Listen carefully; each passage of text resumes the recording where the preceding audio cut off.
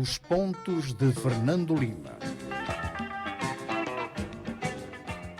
Boa noite, rádio ouvintes e telespectadores. Cá estamos nós para mais um Pontos de Fernando Lima. Falamos em direto a partir daqui da Rádio Savana 100.2. É um programa que pode também acompanhar em diferido aqui nesta rádio, aos sábados às 12 e domingo às 21 horas. Hoje vamos comentar a ida do presidente Nilson a Bruxelas, a capital da União Europeia. Vamos olhar para todos os contornos do julgamento das chamadas dívidas ocultas que ocorrem na BO e também vamos olhar para os números das linhas aéreas de Moçambique que estão na linha vermelha. Fernando Lima, boa noite, cá estamos nós para mais um ponto, numa semana em que o nosso colega viu-se envolvido num dramático acidente de aviação, quase tirava a vida, Fernando. Exato, e aqui na empresa o Miguel Bila é uma pessoa muito chave, porque toca muitos instrumentos, apesar de nós não gostarmos que ele toque tantos instrumentos. Aliás, este acidente de aviação, que está a ter outras interpretações nas redes sociais, aconteceu depois dele dar no duro na quarta-feira à noite, quase meia-noite, quando saiu aqui das nossas instalações, mas felizmente está tudo bem lá em casa, apesar da mulher dele muito estressada, apanhou sono ao volante, porque não dormiu enquanto o marido não chegou a casa, também foi chocar com o carro numa parede, mas também só danificou a chaparia. A senhora também está em boas condições. Depois desta nota prévia, Fernando Lima, vamos ao seu tema de semana, que é o Ministério da Educação rasga a página do Manual de Ciência da 7ª classe. É mesmo isso que aconteceu. Hoje um funcionário hoje, sexta-feira, um funcionário do Ministério da Educação, por causa de uma controvérsia que anda nas redes sociais, decidiu liminarmente abolir uma página e meia do Manual de Ciências Naturais, que está em vigor em Moçambique, se não me engano, há 17 anos. Portanto, não sei se é porque vai haver congresso da Frelimo em setembro, não sei se está iminente uma remodelação governamental.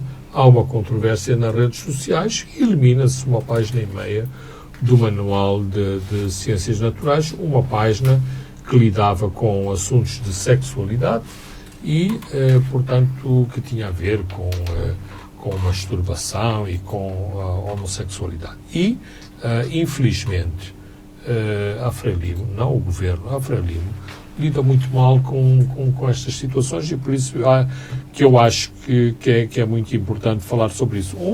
Não me parece que o assunto tem que estar a cargo do Ministério da Educação para unilateralmente fazer censura a um manual que o próprio Ministério aprovou. 2, eu convivo com homossexuais desde a minha juventude. Não é por o Ministério da Educação rasgar uma página no manual que acaba a homossexualidade em Moçambique. Os homossexuais vão continuar a existir, independentemente dos seus direitos e das suas diferenças sexuais serem ou não reconhecidas.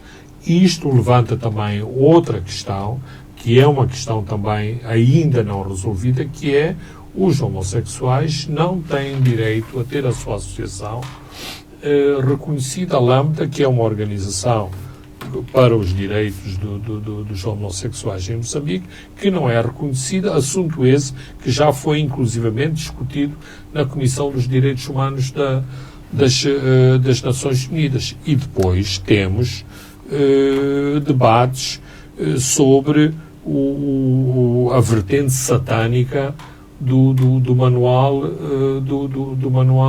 de Ciências Naturais do Ministério da Educação. Ou seja, eu acho, sim, que todos temos direito à opinião e eu sei que há pessoas que ficam muito ofendidas em relação aos homossexuais. Aliás, existe inclusivamente esta aberração de dizer que a homossexualidade não é um assunto africano. Portanto, a homossexualidade é um problema de americanos e de europeus.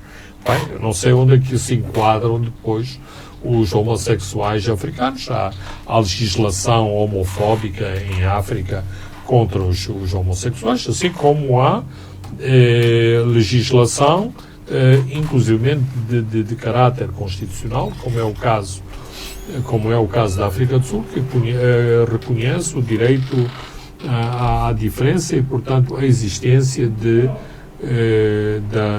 da homossexualidade. Portanto, é assim, assim como eu tenho que respeitar as crenças religiosas, sejam elas de natureza tradicional ou mais estabelecidas e com reconhecimentos internacionais, as pessoas das mais diversas religiões professadas em Moçambique também têm que respeitar os homossexuais e não têm que dizer que o Ministério da Educação apoia o Satanás e que o Manual de Ciências Naturais é de inspiração satânica. Voltamos um pouco para este manual. 17 anos depois é que se levanta essa controvérsia. Isto pode corresponder ao facto de os que estão contra nunca tiveram contato com este manual? Eu acho que sim. Aliás, mostra quão profunda é a ligação entre pais, escolas e o próprio Ministério. Ou seja, os pais destes alunos das várias 7ª classes ao longo de 17 anos nunca foram ver os manuais dos filhos e os conteúdos dos manuais, mas como há uma ofensiva reacionária internacional, porque isto é isso mesmo, é reacionarismo, é obscurantismo, é conservadorismo, fica bem ir para televisões e falar de inspiração satânica à página do Manual de Ciências Sociais, de Ciências Naturais, aliás, da 7ª classe. Muito bem, Flávio Lima, vamos olhar para o nosso primeiro tema, que é a ida de Filipe Nyusi a Bruxelas. Foi uma visita de 3 dias. Isto é basicamente na busca de apoios para resolver a questão de Cabo Delgado. Saiu com garantias de apoios da União Europeia. Recordar que em janeiro deste ano, Ruanda pediu apoio financeiro à União Europeia para apoiar as operações em Cabo Delgado. Acha que Filipe Nyusi foi a Bruxelas para assinar por baixo este pedido de Kigali? Bem, era importante o país onde decorre esta ação e este combate contra o terrorismo, ir a Bruxelas e de viva voz dizer que estava interessado neste programa. Depois é importante também referir que tinha havido uma viagem abortada da União Europeia a Moçambique, embora este tipo de viagens não foi por haver uma viagem abortada a Moçambique que um presidente de um país se mete num avião e vai para Bruxelas. É importante que Moçambique quebre, vamos dizer assim, o isolamento decorrente do próprio Covid. Se estamos recordados, o presidente de Portugal, que tem sido um interlocutor muito importante a favor de Moçambique na União Europeia, que tem sido um dos principais defensores do programa militar da União Europeia para Moçambique, também por causa do Covid, cancelou uma visita a Moçambique. Portanto, de algum modo, Moçambique foi prejudicado por esta quebra de intercâmbio entre interlocutores muito importantes. Portanto, a visita de Nyusi a Bruxelas, um pouco naquela linha, como se costuma dizer na gíria, se Maomé não vai à montanha, a montanha vai a Maomé. Portanto, é importante apesar de eu ter visto que o Presidente Nussi não se encontrou com a senhora Ursula von der Leyen, que é a pessoa-chave na União Europeia, mas não deixou de estar com Jorge Borrell, que é, digamos, o Ministro dos Negócios Estrangeiros e dos Assuntos de Segurança da União Europeia. Não só porque é importante para Moçambique, mas também porque Moçambique tem interesses muito concretos em que a SADC e o Ruanda sejam apoiados neste esforço de guerra em Cabo Delgado. Como já prevíamos, há situações em Cabo Delgado em que o conflito parece estar confinado, mas, infelizmente, há outras zonas que claramente há um recrudescimento de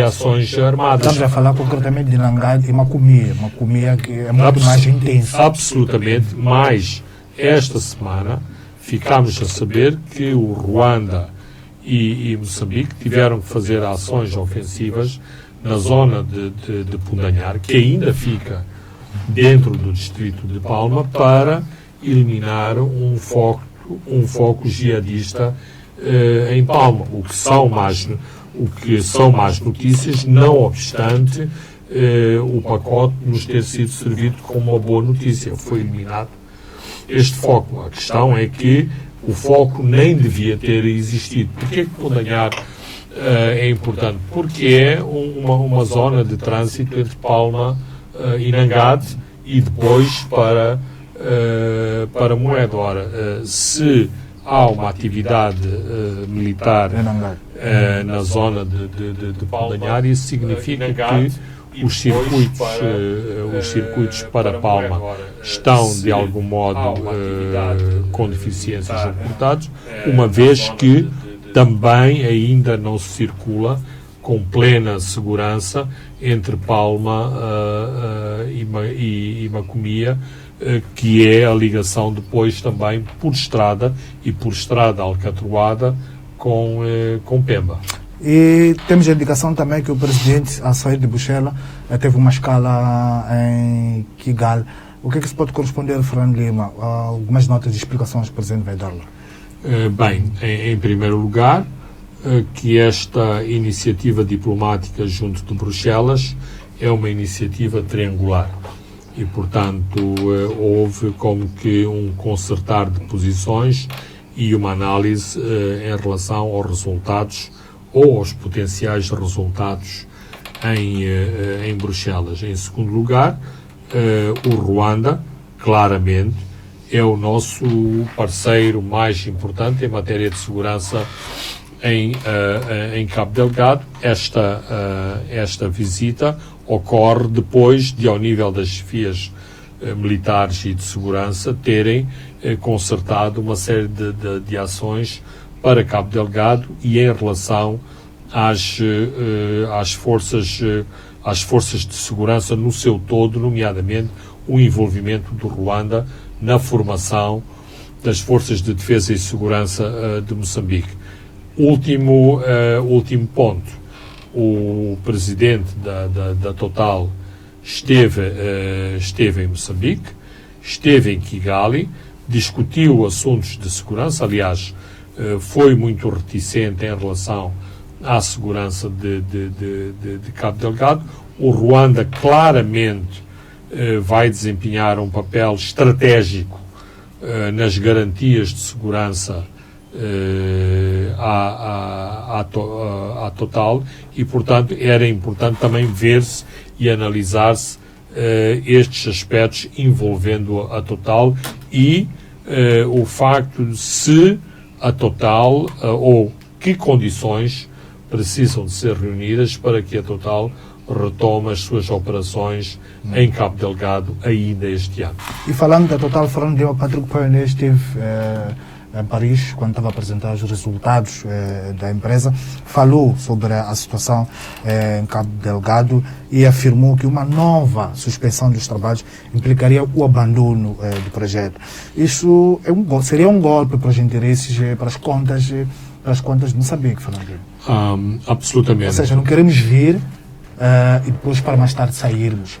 Tem Claro. de haver garantias de segurança. Claro, e isto tem a ver também com a retomada falhada de março. Ou seja, havia forças dentro da Total que claramente achavam que era muito cedo para a retomada das operações em março, depois dos sobressaltos que tinha havido no início do ano, em 2021. Claro que não era só a questão, a pressão de começar o projeto, se havia ou não havia condições de segurança. Tinha havido grandes desembolsos dos sindicatos bancários, era dinheiro que estava à disposição do consórcio da Área 1 e isto era quase um imperativo que começasse o projeto para que se utilizassem esses dinheiros. Aliás, o Patrick Pouyanné, nesta comunicação aos acionistas da Total, disse que, inclusivamente, dinheiro foi devolvido aos bancos porque não foi utilizado no projeto depois que a Total declarou o motivo de força maior para que o projeto fosse suspenso. Mas esta tomada de posição da Total deve ser tomada com grande seriedade por parte de Moçambique. Aliás, acho que o presidente da Total deixou isto muito claro nesta recente viagem, mas esta declaração de que na próxima vez que vier a Moçambique quero ir a Mocimba, a Palma, a Macomia e a outros sítios de Cabo Delgado, significa não queremos uma situação de enclave, não queremos trabalhar num enclave securitário neste projeto, nós queremos uma situação em que haja, de facto, uma normalização e uma estabilização da vida em Cabo Delgado para que um projeto desta natureza se insira normalmente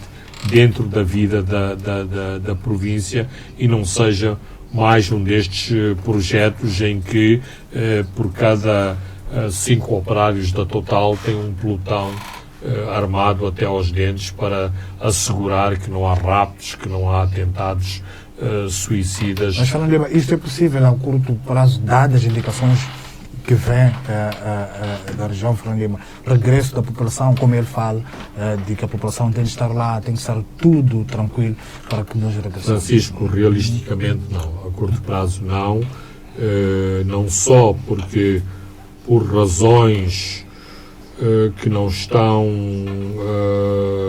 muito bem explicadas, mas que nós compreendemos, nomeadamente que não há condições objetivas de segurança para que a população regresse, também porque os próprios planos de desenvolvimento, nomeadamente da ADIN, não estão a ser materializados. Portanto, há aqui uma série de interrogações que não estão respondidas e não estão respondidas para os próprios interlocutores internacionais, ou seja, a Total não tem todas as respostas de que precisa por parte do governo de Moçambique para recomeçar em pleno este projeto da Área 1. Também vamos olhar para outras movimentações, depois do presidente do Botswana, também do presidente da África do Sul, que vieram tratar concretamente de questões de Cabo Delgado, estiveram nesta província. Esta semana, Filipe Nyusi recebeu, e é hoje, o presidente de Zimbábue, Emmerson Mnangagwa, isto na cidade da Beira, mas aqui formalmente, segundo as comunicações oficiais, o presidente de Zimbábue e também Filipe Nyusi iam testemunhar a entrega de locomotivas e vagões da empresa Caminhos de Ferro de Moçambique, assim como manter conversações oficiais entre os dois governos, Fernando Lima. Bem, há mais para além daquilo disto que formalmente é dito, que pode ser abordado eu penso que sim, mas por causa dos diferentes que o Zimbábue tem com o Ocidente em geral e com os Estados Unidos em particular, apesar de Moçambique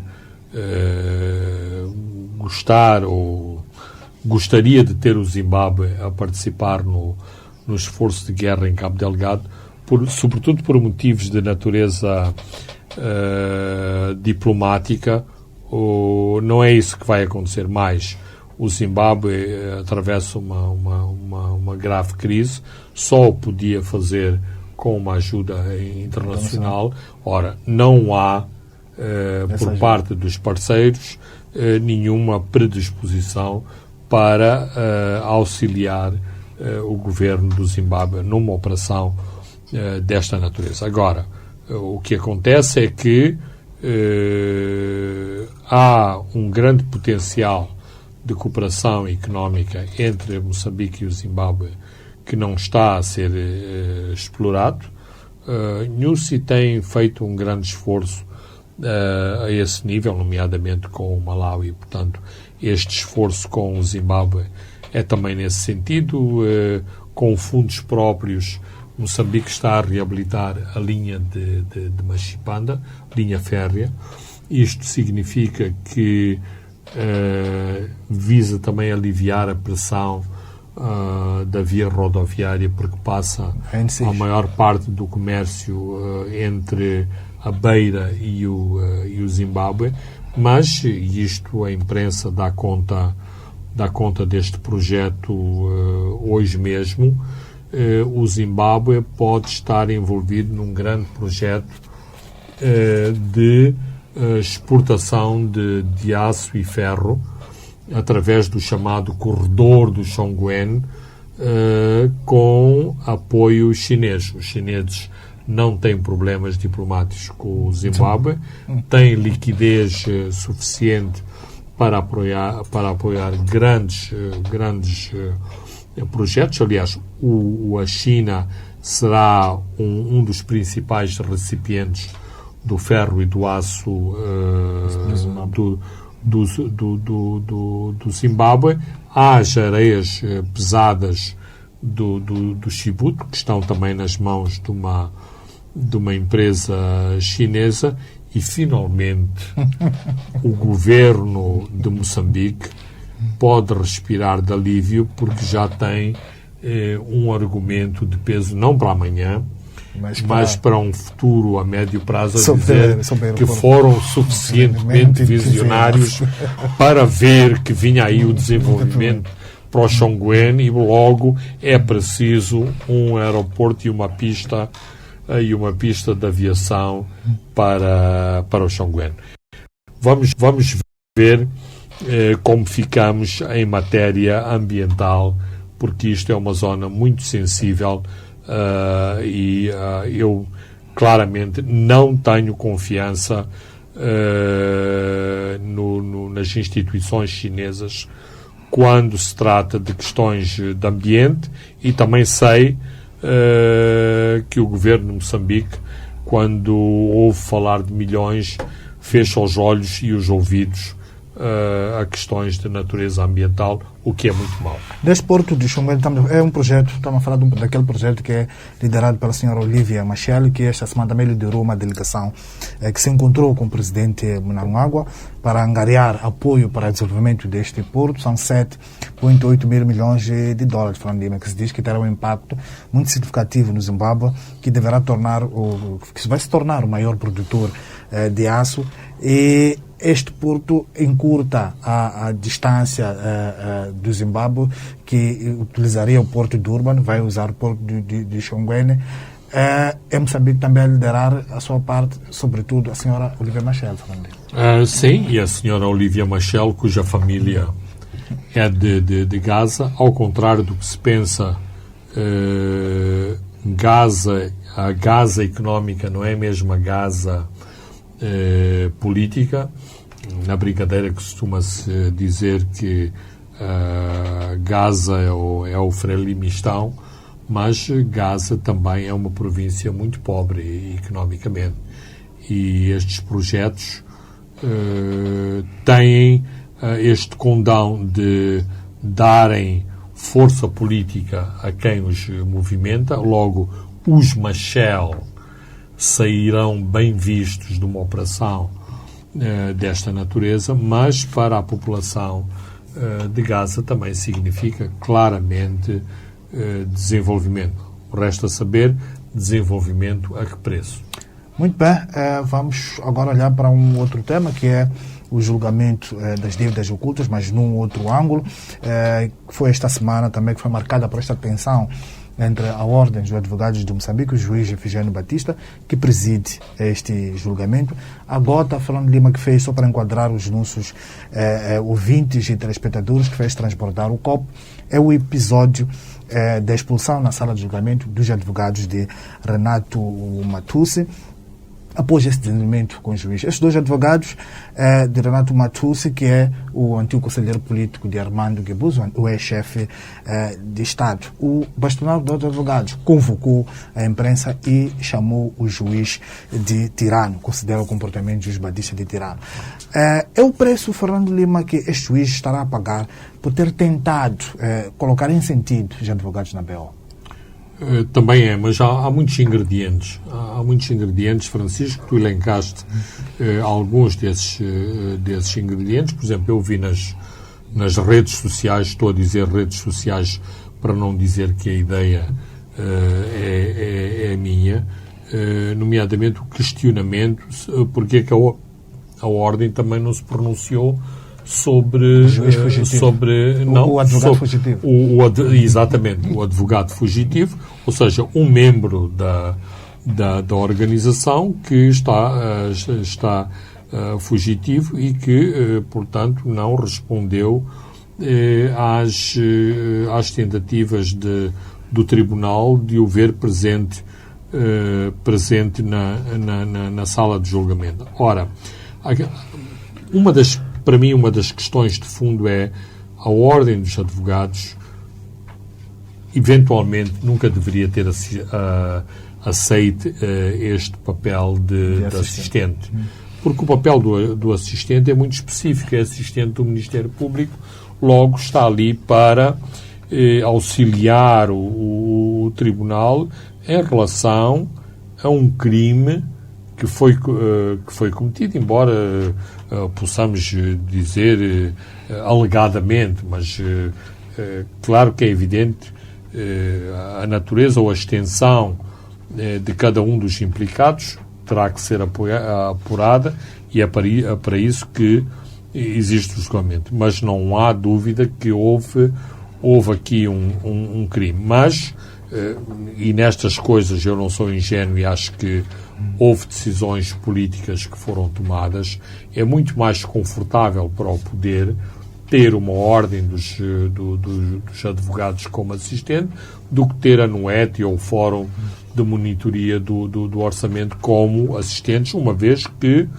têm sido organizações proselitistas para a condenação dos envolvidos nas dívidas ocultas. Ora, quer-me parecer que a Ordem, por inerência das suas funções, a meio do julgamento, teve que, de algum modo, fazer aqui um zigue-zague, esquecer momentaneamente o seu papel de assistente na questão do crime em discussão das dívidas ocultas para atuar como organização, vamos lá dizer, sindical em defesa dos seus membros. Vimos uma ordem que a dado tempo vai contra o Ministério Público que assiste e também, de alguma forma, transforma-se como advogado dos advogados que estão a ligar na BO.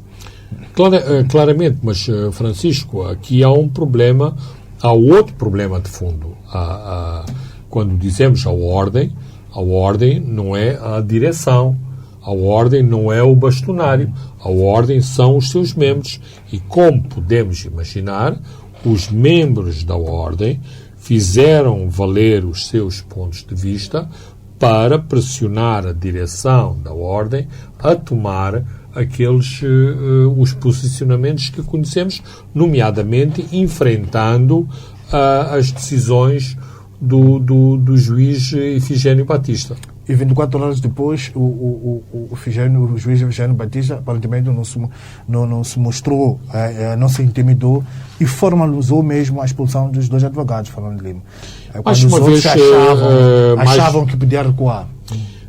Sim, Depois... mas isto são, mais uma vez, questões que têm algo de subjetivo. Eu ouvi a argumentação do advogado Gilberto Correia, estou de acordo com a sua argumentação, mas também estou de acordo com os argumentos invocados pela procuradora Ana Sheila, nomeadamente por aquilo que aconteceu até agora, ou seja, não vi até agora nenhuma relevância e relação entre a defesa de Renato Matouz e os testemunhos do antigo Ministro do Interior e do atual Ministro das Finanças. Isto em relação ao pedido do assistente, sobretudo... Mas também posso argumentar, não obstante ser o próprio o juiz que fixou o prazo de 5 dias para depois, na prática, retirar o prazo, também posso argumentar que o Sr. Renato Matouz, se estivesse na iminência dos seus direitos serem prejudicados, tinha capacidade e tinha à disposição muitos advogados para nomear um advogado em 24 horas. Portanto, aqui tentou-se mais uma vez entrar numa situação de litigância com o juiz e mostrar que o juiz é um grande intolerante. Ora, o Sr. Matouz tinha claramente essa capacidade, não o fez porque ele ou as pessoas que o aconselham acharam que a melhor via era a confrontação com o juiz Ifigênio Batista. Muito bem, caros ouvintes e telespectadores, vamos a um brevíssimo intervalo e voltamos já. Boa noite, rádio ouvintes e telespectadores, estamos de volta à segunda e a última parte dos pontos de Fernando Lima. Vamos discutir um pouco o que aconteceu na tenda da BO, a audição de Alberto Mondlane, o antigo ministro do Interior, à altura dos fatos da administração Guebuza. Fernando Lima, o que marcou a audição do antigo ministro é que ele diz que o inimigo capturou a nossa segurança, numa referência clara ao CISI. O inimigo trata-se da Privivest. Como é que acompanhou esta audição, Fernando Lima? Era um Mondlane que se sentia profundamente traído? Eu acho que sim. Eu posso dizer que ao longo dos últimos anos aprendi a conhecer um bocadinho melhor o antigo ministro e acho que ele estava a ser, porque já ouvi muitos teatros na tenda das revelações, e eu acho que o ministro Alberto Mondlane estava a ser muito genuíno e que vinha de dentro. Ele sendo um indivíduo digamos, de formação securitária, ele é um polícia. É um polícia de formação. Quando fez aquela declaração, vinha muito de dentro, de se sentir traído por aquilo que aconteceu, sobretudo traído em algo que ele achava que era uma coisa boa para o país, para Moçambique e para o país. Tendo dito isto, claro que ele sabe e sabia muito mais daquilo que disse no julgamento. É a função de qualquer ministro e sobretudo do ministro da área securitária procurar saber, informar-se e também, claramente, distanciou-se de... Mas que ele dizia que confiava profundamente nos dois. Está a referir-se a Gregório Leão e Antônio Carlos Rosado. Quando lhe perguntavam se o Ministério do Interior não tinha uma contra-inteligência, eles oferecem que historicamente a base da contingência do Ministério do Interior é o CIS, é a formação que ele formou, é o CIS. E logo ele não poderia criar uma rede de informação paralela para inspecionar o CIS. Isso envolveríamos aqui um debate muito profundo, porque já aconteceu no passado, em termos de golpes palacianos, confrontações, por exemplo, entre a segurança e a inteligência militar, e a inteligência, ou seja, sem entrar em muitos detalhes, na altura em que Jorge Costa, diretor-geral do SNASP, fugiu para a África do Sul, quem tomou o comando das operações foi a segurança militar, o vulgo inteligência militar, e fez uma purga total dentro do SNASP. Portanto, não são tantos os compartimentos estanques e, digamos, em vários períodos da nossa história, uma estrutura, digamos, ultrapassa o risco e a delimitação da sua atuação por inerência das situações de conjuntura, ou, às vezes, inclusivamente, porque os responsáveis de um determinado setor não resistem à tentação de ir espreitar um bocadinho, não sei se pelo buraco da fechadura ou por cima do muro, para saber o que é que se passa na outra instituição. Vemos isso no nosso serviço diplomático. Enfim, os exemplos são muitos. Outra coisa que ele diz que nem o comando operativo, muito menos o comando conjunto, se falou de Privivest, Iskandar Safa, Jan Bostani, e também da Imatum e Imam. Isto contraria a versão do António Carlos do Rosário, de que estes projetos foram objeto de discussão nos 2 órgãos, e as 3 empresas foram todas concebidas dentro deste pacote de zona econômica exclusiva. Aqui, Fernando Lima, de alguma forma, pode estar a afastar Filipe Nunes e Armando Guebuza, na qualidade de ministro de Defesa. Filipe Nunes era o coordenador do comando operativo e Armando Guebuza, na qualidade de chefe de Estado e comandante em chefe das Forças de Defesa e Segurança, dirigia o comando conjunto. Pode também ser esta linha de defesa de Armando Guebuza? Sim, não. Eu recuaria um bocadinho atrás naquilo que nós já discutimos aqui e que penso que é o tronco essencial desta questão. Claramente, o governo de Moçambique achava que devia haver um sistema de proteção costeira, que devia haver um sistema de defesa da zona económica exclusiva. Este projeto, quanto a mim, nunca chegou a ganhar corpo, eis senão quando desagua em Maputo pela senhora Batsetsana, dos Cisinos Mutotas e dos Nhangomelos, o projeto da Prima Invest, que assentou como uma luva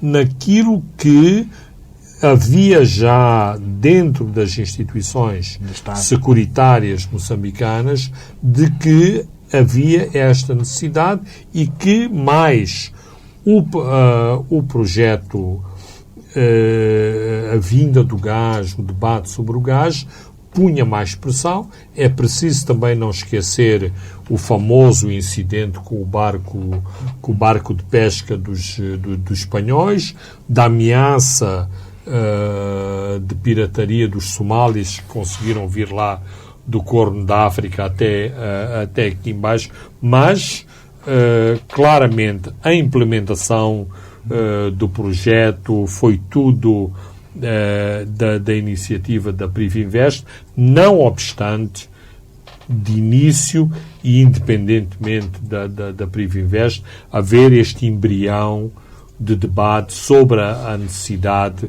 de haver um sistema de proteção da costa e dos recursos marítimos moçambicanos. É curioso, Fernando Lima, que importantes declarantes que foram depor, sobretudo antigos ministros, não sabiam de nada. Toda a ideia partiu do CIS, nomeadamente de Gregório Leão e Antônio Carlos do Rosário. Não acha aqui também que há uma estratégia de empurrar tudo para que pessoas já são queimadas? Ou supostamente queimadas? Sim e não. Sim e não. E aqui entra o julgamento de Jean Bostani para explicar como é que a operação foi concebida. A Privinvest recebe luz verde do presidente Guebuza para implementar o projeto. António Carlos do Rosário foi indicado pelo presidente Guebuza como elo de ligação entre a Privinvest e o governo de Moçambique, e é assim que depois se desenvolve o projeto. Por isso é que, mesmo dentro da segurança, o António Carlos do Rosário tinha esta, como é que se chama, liderança. Essa proeminência. Não é tão tático a questão do Gregório Leão, embora seja muito patético, porque ele era o diretor-geral do CIS, dizer era tudo com o António Carlos, era tudo com o António Carlos.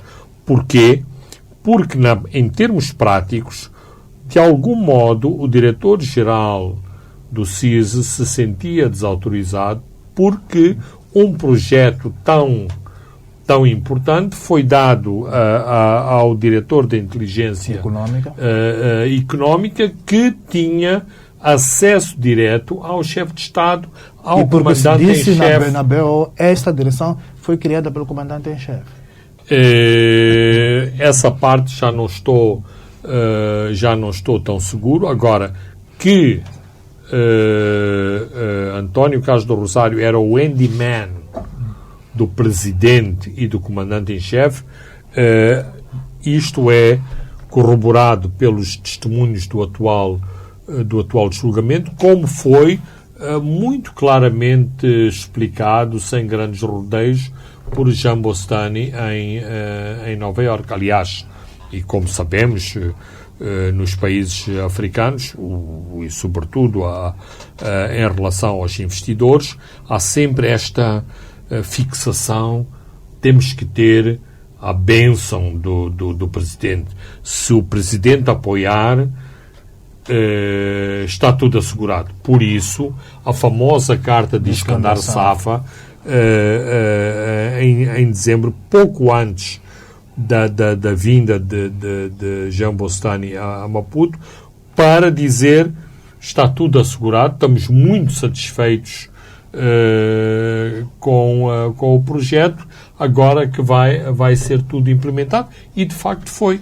Houve o encontro e começou tudo, entrou tudo nos carris, e mais as comissões pagas ao Langa, ao Bruno Langa e ao Teófilo Nhangumelo não são ficção. Os próprios disseram que receberam, e receberam porquê? Porque fizeram um trabalho e estavam a ser pagos pelo trabalho que fizeram. Mais, ainda esta semana, não é que perentoriamente Alberto Mondlane reconheceu que o Nhangumelo fazia parte do projeto, mas admitiu que eventualmente Nhangumelo esteve nas reuniões onde ele esteve, integrado na equipa do CIS, e ele achava que é o técnico do CIS. Isto anteriormente esteve ligado a outro tipo de implicações, nomeadamente que Nhangumelo, embora não fosse um agente do CIS, fazia... Aliás, é Cisino Mutota que diz em tribunal que Nhangumelo era um colaborador da segurança moçambicana, e depois, mais à frente, com algum com alguma repulsa, não sei, repulsa talvez seja um termo exagerado, o ministro Mondlane diz que assinou um memorando que achava que tinha sido escrito por outra pessoa, afinal quem escreveu foi o Nhangomel. Exatamente, portanto ele sente-se de algum modo embaraçado, que pensava que aquilo era tudo feito dentro das estruturas de defesa e segurança, quando havia um aparente civil que estava ali a trabalhar. E, se recuarmos atrás, temos os famosos diálogos envolvendo Filipe Nyusi como Ministro da Defesa, tipo, paguem este indivíduo e ponham-lhe, como se diz na gíria, um par de patins, porque ele não pertence às nossas estruturas, portanto não tem que andar aqui. Inclusivamente há um indivíduo da segurança que recebeu instruções para pagar ao Nhangomel pelos trabalhos que ele tinha feito. Próxima semana vem o último declarante, Fernando Lima, que é o declarante de peso. É o declarante de peso, é o declarante que todos aguardam e que também justifica as pressões que durante todas estas semanas tem havido para que exista este quid pro quo. Se Guebuza vai à tenda, Filipe Nyusi também tem que ir à tenda. Eu nunca defendi que Filipe Nyusi não deveria estar na tenda, mas não confundo as situações. Em termos do projeto, em termos da conjuntura que se viveu na fase de implementação do projeto, a importância e o peso de Filipe Nyusi e de Armando Guebuza não eram idênticos. Não estranhou quando o Ministério Público simplesmente absteve-se de colocar questões a Adriano Malheiro? Eu acho que o Ministério Público saiu muito mal. Aliás. Algumas vezes tem saído mal, porque também noto, isto é subjetivo da minha parte, mas noto que há umas diferenças e salamaleques na maneira como alguns declarantes são. Não vi isso em relação aos réus, mas em relação aos declarantes há claramente situações de uns grandes salamaleques em relação a alguns declarantes, e depois outros são fustigados. Por exemplo, só para dar um exemplo, todos os declarantes do Banco de Moçambique foram vergastados pelos interrogatórios cerrados do Ministério Público ali. Às vezes até uma pessoa dizia: estes aqui são declarantes ou são réus. Ou são réus. E teve que ser o assistente que colocou das questões mais profundas, aquelas que se esperavam. A reestruturação da Ematum, porque é que ignoraram o acordo do Conselho? O Gilberto Correia estava muito bem preparado. Aliás, a Ordem, depois dos incidentes da semana passada, na expressão do meu colega, muito inspirada, mandou a cavalaria pesada para a BO, exatamente para não correr os riscos que correu a semana passada, quando o juiz Ifigênio Batista entendia que podia pôr o pé no acelerador se a Ordem lhe repostava no mesmo nível. Aliás, muitas destas coisas, repito, têm todas elas natureza subjetiva, mas vemos que tenho sérias dúvidas se alguma vez Abdul Ghani, no decorrer deste julgamento, seria expulso do tribunal, porque ele sabe exatamente quando chega àquela zona que começa a pisar o risco, mesmo indivíduos como o Rodrigo Rocha, que é assim um pouco mais agressivo, sabe captar muito bem as mensagens e sabe qual é o limite até onde ele pode ir. E, aliás, foi o Abdul Ghani que sugeriu o intervalo quando o juiz estava quase a expulsar o ACR. Bem, alguém se deve encarregar de fazer um livro de memórias sobre tudo o que se passou na chamada Tenda das Revelações, incluindo outros pormenores que hoje ainda não conhecemos. Muito bem, vamos fechar o nosso programa de hoje, Fernando Lima, com um comentário em relação às contas das linhas aéreas de Moçambique. Estão no vermelho, têm resultados operacionais negativos, 4,680 milhões de meticais, não é pouco, no exercício de 2020. Outros indicadores também são um desastre. Pede-se a intervenção dos acionistas, que é o mesmo dizer que o Estado, que controla 96% da LM, tem de meter o dinheiro. Não é tempo, Fernando Lima, é de deixar a economia do mercado influenciar o destino desta companhia? Eu acho que sim. Aliás, aqui nesta casa temos vindo a defender esta situação. Mas a situação da LM é desconfortável, inclusive para o atual gestor da companhia, mas já o era para outros gestores anteriores, nomeadamente. Primeira medida importantíssima, é preciso fazer o write-off da dívida da LIM para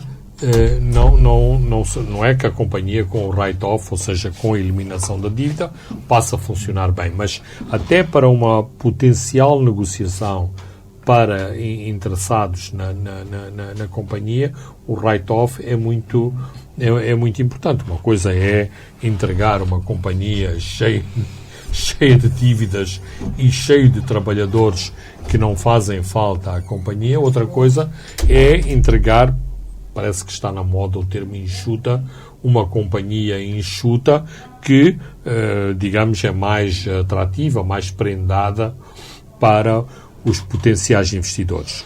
É importante dizer que todas as companhias, em termos internacionais, passaram um mau bocado nos últimos 2 anos por causa do Covid, mas o Governo, não a direção da LIM, o Governo está a fazer de conta que não está a ver a situação da LIM, e esta situação vai se deteriorando de dia para dia. E não vale a pena fazer-se aquele discurso de grandiosidade que muitas vezes eu vejo. Tínhamos tantos aviões, voávamos para Lisboa, havia o DC-10. Mas os números hoje que todos choramos, os números já nessa altura estavam lá a ser contabilizados, só que naquela altura, e por causa da nossa arrogância, que somos sempre os melhores do mundo, íamos pondo aqueles números vermelhos debaixo da carpeta. Agora que temos que fazer o discurso realista, é que estamos aqui del Rey, façam write-off. Write-off de quê? Das contas atrás. Dos maus negócios, das más decisões, das dívidas que tomamos do Estado que também não pagam. Sim, que tomamos lá atrás. E aí então ainda é maior o descalabro e é digamos, não sei se é montanha russa ou o efeito dominó, em que ninguém paga a ninguém. Quer dizer, não se pode pedir à eletricidade de Moçambique que dê lucros quando depois as companhias não pagam as suas contas de eletricidade, não pagam as suas contas de água, a própria companhia das águas não paga a eletricidade para bombar a água para as cidades, não paga aos FIPAGs, eventualmente a aeroportos a quem foi pedida esta super responsabilidade de gerir aeroportos. Como é que pode gerir aeroportos rentáveis quando os mesmos que estão a dizer isso chumbaram as parcerias que num determinado momento, se pensou fazer, inclusivamente, na gestão do aeroporto de Maputo, que era aquele que parecia mais rentável. O aeroporto de Moçambique, com os investimentos que foram feitos nas novas 2 aerogares, neste momento tem também ali uma folha de dívida incompatível com os rendimentos de exploração diária da companhia. Portanto, só com a muleta do governo é que consegue pagar a dívida das duas aerogares. Mas aqui tudo está inquinado. Quer dizer, eu não percebo esta coisa das portagens e da mistura de portagens com a questão da própria o investimento nas estradas. Queremos ou não queremos boas estradas? Claro que queremos boas estradas, mas as estradas têm que ser pagas. De onde vem o dinheiro? Isso não me parece que seja um grande debate. O que é certo é que existe uma entidade que se chama Estado, que tem a responsabilidade de reembolsar aqueles que pagaram ou que deram o dinheiro para se fazer aquela estrada. Mas, por motivos políticos, todos os debates ficam inquinados. Inclusive o próprio preço da eletricidade que consumimos, o próprio combustível que consumimos nos nossos carros. Não é aberrante os sul-africanos virem a Moçambique abastecerem todos os carros. Abastecer, não os carros, os caminhões cisternas. Os caminhões cisternas. Abastecer-se aqui e abastecer-se na Beira. Não conheço bem a situação de Nacala, mas na Beira abastecem na Beira. Porquê? É mais barato o combustível moçambicano. Porquê? Porque o governo de Moçambique não quer cobrar uma situação de violência e turbulência social decorrente de um novo aumento do combustível. Mas nós não sabemos ler o jornal, não sabemos que o barril do crudo estava a 70, passou para 80 e hoje mesmo estava a 92 dólares. Quem é que paga esta fatura? Alguém vai ter que pagar. Senão temos problemas aí também de inflação e depois entra o Banco de Moçambique aqui no meio porque aumenta as taxas de juros, porque está a tentar controlar administrativamente a inflação. Mas esta é a realidade que nós temos. Muito bem, Fernando Lima, caros ouvintes e telespectadores, chegamos ao fim do programa de hoje, onde debatemos e comentamos sobre a ida do presidente Filipe Nyusi a Bruxelas, a capital da União Europeia. Olhamos para todos os conteúdos do julgamento chamado dívidas ocultas e, por fim, comentamos os números das linhas aéreas de Moçambique. Eu sou Francisco Carmola André de Santos e Leque Vilanculos encarregaram-se da parte técnica. Boa noite, até de hoje a 7 dias.